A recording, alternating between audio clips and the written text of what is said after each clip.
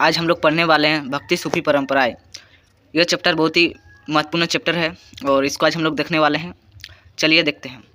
भारतीय इतिहास के लगभग 8वीं से लेकर 18वीं शताब्दी तक बहुत से धार्मिक विचार और विश्वासों का पुनर्निर्माण हुआ।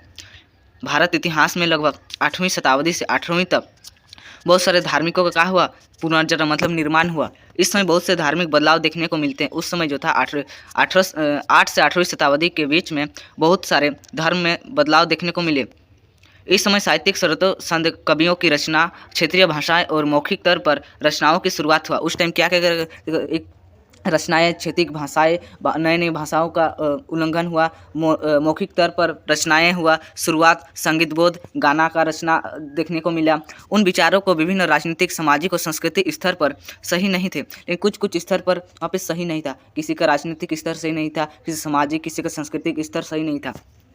बहुत से संत कवियों ने समाज में बदलाव के साथ कोई नई परंपरा, लेकिन बहुत से कवि जो थे उन्होंने समाज में बदलाव की ओर देखा। ठीक, उससे भारत में भक्ति आंदोलन। अब देखते हैं हम लोग भारत में भक्ति आंदोलन कैसे शुरुआत हुआ। ठीक, देखिए भारत में विभिन्न धर्म के लोग रहते थे, विभिन्न भाषाएं के लोग रहते हैं, तो इसके बारे में नज़र दौड़ाते हैं।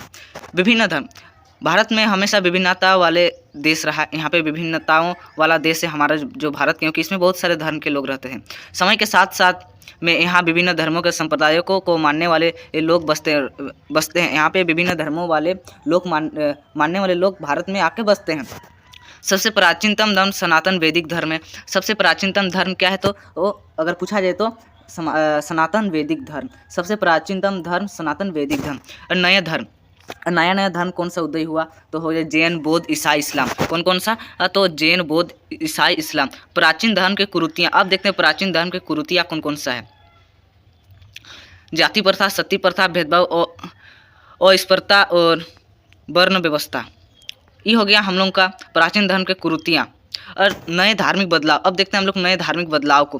प्राचीन धार्मिक विचार और कुरीतियों के लोगों ने नए धर्मों की ओर आकर्षित, जैसे जैन और बौद्ध। कुछ विद्वानों ने नए धर्म की ओर ले गया, जैसे जैन धर्म, बौद्ध धर्म की ओर ले गया। ठीक, जिसे संतों ने धर्म के आवंडर हटाने का प्रयास किया और भेदभाव को चुनौती दिया। और उस टाइम का जो कुछ था भेदभाव, उसको हटाने का प्रयास किया। दक्षिण में इसका विस्तार अलवार और नैनार संतों ने किया था। और जो ये जो धार्मिक था, इसको फैलाने का काम कौन कर रहा था, दक्षिण भारत में तो अलवार और नैनार। ये 1 मार्क्स के लिए पूछा जाता है ऑब्जेक्टिव क्वेश्चन में। और अलवार जो थे वो विष्णु भक्त थे, मतलब वो विष्णु की पूजा करते थे। उसका जो फैन फॉलोइंग थे वो विष्णु की पूजा को मानते थे। और नैनार जो थे वो शिव की पूजा करते थे, मतलब जो नैनार के फैन थे, मतलब फैन फॉलोइंग थे, वो लोग क्या करते थे कि शिव को मानते थे।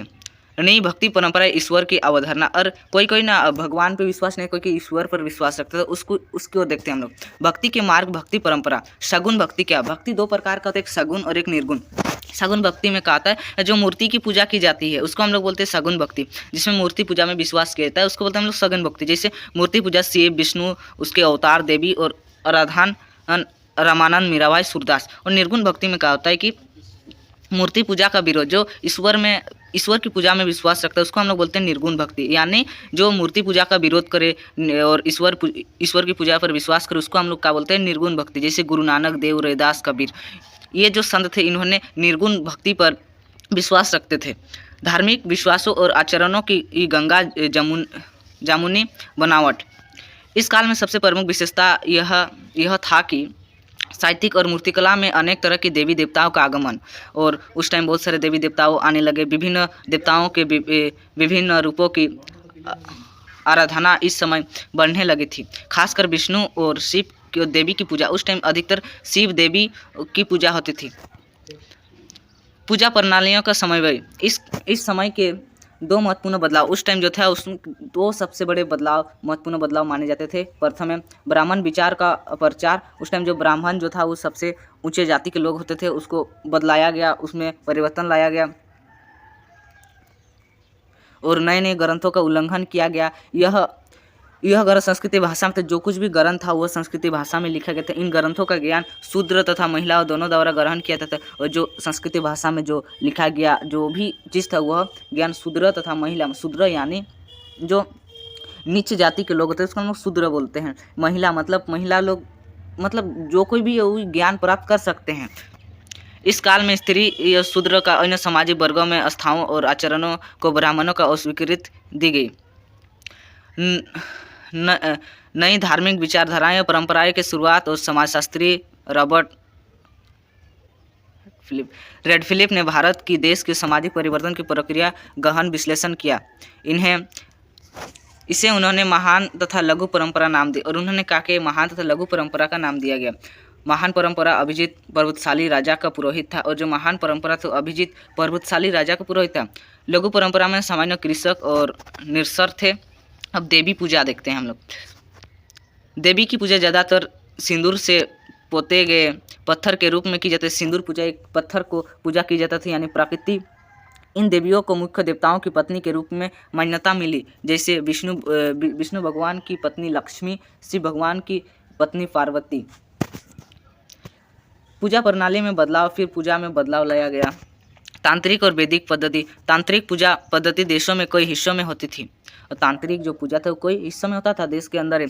इसे स्त्री एवं पुरुष दोनों ही कर सकते थे। इस पूजा को पद्धति से शैव और बौद्ध दर्शन भी प्रभावित होते थे और इसमें क्या होता था, जो शिव का पूजा करते थे वो भी और बौद्ध के जो दर्शन थे, जो संत थे, वो भी प्रभावित होते गए। वैदिक काल में अग्नि, इंद्र, सोम जैसे देवताओं मुख्य देवता थे। वैदिक काल में सबसे प्रमुख देवता पूछा जाता है इंद्र, सोम, अग्नि, ये सब एक प्रमुख देवता है। लेकिन प्रारंभिक समय में यह गौण होते गए। साहित्य तथा मूर्तिकला दोनों में इन देवताओं का निपुण नहीं दिखता है। वैदिक मंत्रों में विष्णु और शिव और देवी की झलक मिलती है।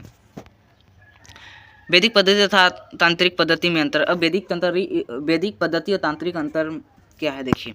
वैदिक यज्ञ एवं मंत्रों का उच्चारण जो वैदिक में होता है वो होता है यज्ञ एवं मंत्र जो करता है उसको हम लोग वैदिक बोलते हैं। और तांत्रिक किसको बोलेंगे? वैदिक सत्ता की ओ हिलाना, मतलब होता है वैदिक सत्ता को मानने वाले, उसको हम लोग क्या बोलते हैं? तांत्रिक। भक्तों अपने इष्ट देव विष्णु या शिव को भी कोई बार सर्वोच्च बताते थे और कोई भक्तों क्या करते थे कि विष्णु के शिव, यानी शिव और जो विष्णु थे उसको भी एक सर्वोच्च मानते थे। उपासना की कविताएं।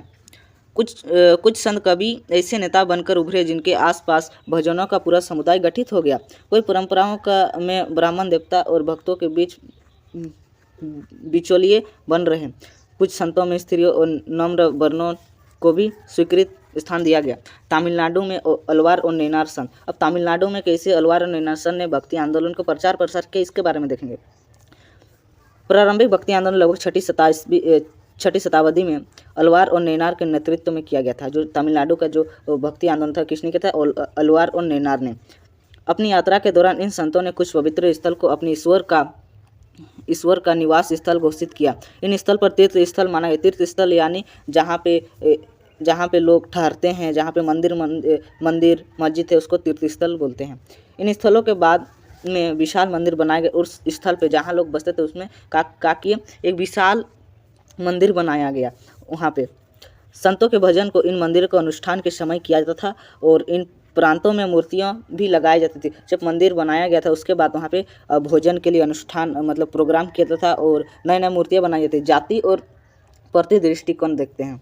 अलवार और नैनार संतों में जाति प्रथा का विरोध किया और अलवार और नैनार ने क्या किया? जाति प्रथा का विरोध किया। जैसे ब्राह्मण व्यवस्था का विरोध, जैसे कि ब्राह्मण सबसे बड़े जाति के लोग होते थे तो उसका विरोध किया अलवार और नैनार। भक्ति संत अलग अलग समुदाय में थे और भक्ति जो संत थे वो अलग अलग समुदाय में थे, जैसे ब्राह्मण, किसान, शिल्पकार, निम्न जाति। और अलवार और नैनार संतों की रचना को वेदों के जितना महत्वपूर्ण बताया गया था उतना ही सुगलतम था। अब देखते हैं स्त्री भक्त। स्त्री भक्त क्या है? इस परंपरा के अनुसार स्त्री को भी महत्वपूर्ण स्थान मिलता है और भक्ति आंदोलन के पश्चात स्त्री को भी क्या मिलता है? एक पहचान मिलता है। अंडाल अलवार की स्त्री संत। अंडाल जो था वो अलवार की स्त्री संत था। अंडाल के भक्ति गीत बड़े स्तर पर गाए जाते थे और जो अंडाल के जो भक्ति गीत थे बड़े स्तर पर गाए जाते थे और आज भी गाए जाते हैं और आज भी कई मंदिर में गाए जाते हैं, जैसे प्रोग्राम में, कोई अनुष्ठान में। अंडाल अपने आप को विष्णु के प्रेयसी मानकर अपनी प्रेम भावनाओं को छंदों में व्यक्त करते थे और जो अंडाल जो था वो अपने आप को विष्णु का भक्त मानकर प्रेम भावनाओं को छंदों में व्यक्त करते थे। ठीक, फिर आ जाता है हम लोग का नैनार स्त्री संत। नैनार स्त्री संत में कहते हैं ये शिव मुक्ति थी और यह शिव की पूजा किया करते थे।